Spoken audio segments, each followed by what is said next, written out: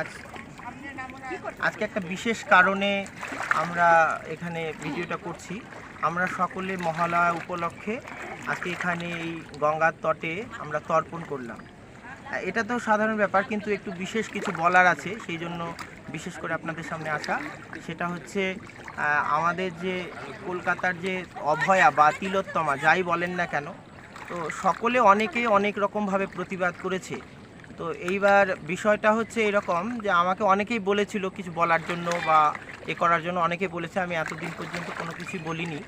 তো আজকে শুভ মহালয়ার দিবসের দিন মাতৃপক্ষের সূচনা এবং পিতৃপক্ষের অবসান হলো।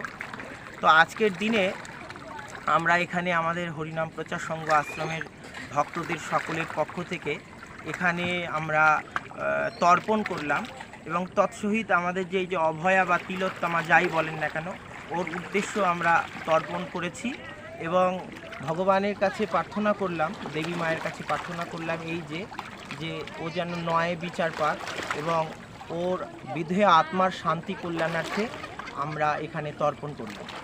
তা এখন প্রশ্নটা এরকম যে আপনারা বিশেষ করে এই ভিডিওটা বেশি করে খুব বেশি করে শেয়ার করবেন, যাতে ওর বাবা মার কাছ পর্যন্ত পৌঁছয় এবং আমরা ওর বিধেয় আত্মার শান্তি কল্যাণার্থে সকলে একসাথে মিলিত হয়ে এখানে তর্পণ করলাম এবং ভগবানের কাছে প্রার্থনা করলাম যাতে ন্যায় বিচার পায়। নমস্কার, হরে কৃষ্ণ।